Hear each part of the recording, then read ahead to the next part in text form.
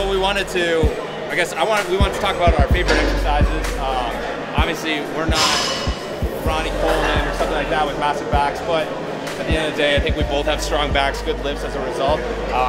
You know, the back is obviously really important for a lot of lifts. You know, when you do deadlifts, believe it or not, bench press, the back is actually really important. All your lifts, you know, it's actually very, very important. So what we're starting off with is simply the fact that a lot of people will do back, but they're actually engaging not their back. They're doing back exercises and they actually engage their biceps, their arms, body parts that they shouldn't be engaging. When you're training back, you should be training back. When you're training chest, you should be training chest, kind of thing.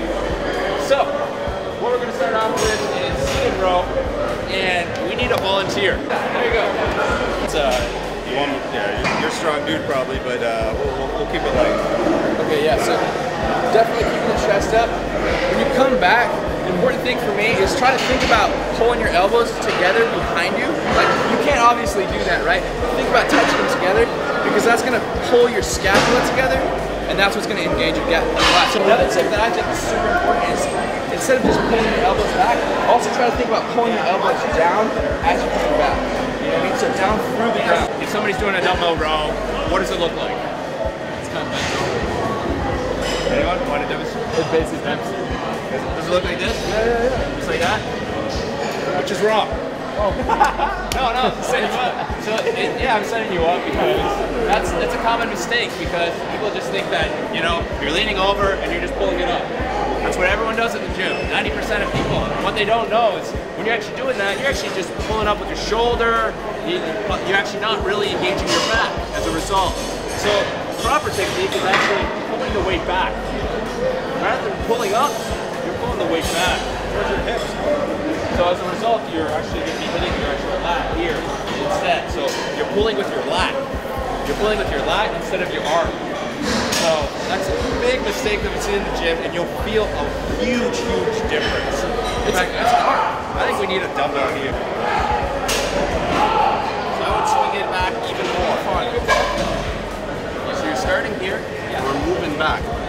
So it's that movement. We're trying to create a curve going up. Yep. Yeah, there you go. You can even see your back dividing a little bit better. Yeah, there you go. So you're pulling it all the way here. Yep. There we go. So now we leave it to Q&A. You guys have questions in regards to back training or anything that you think we can answer? I think, dude, is there ability to do that? Like for some exercise, for some people? Maybe there's definitely like 1% or probably less than 1% of people that are physically not capable of doing an exercise, but I think there's always a way of figuring it out, you know, do it in a different kind of way. You know, for example, squatting. Some people are really good at close stance, some people are really good at wide stance, you know.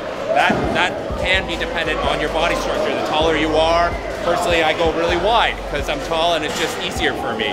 When you're small, I feel like it's a lot easier to be closer together.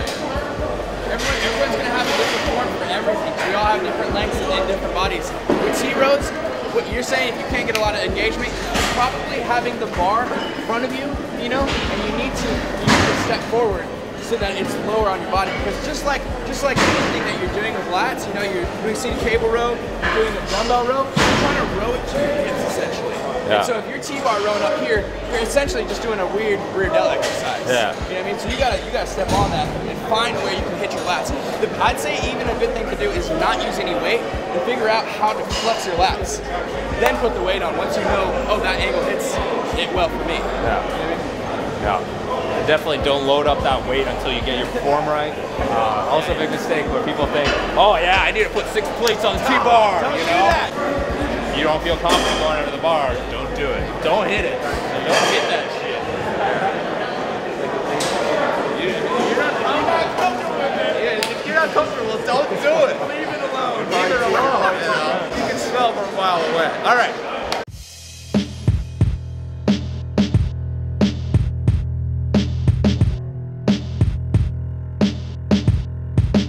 Live till you die, MIRIN!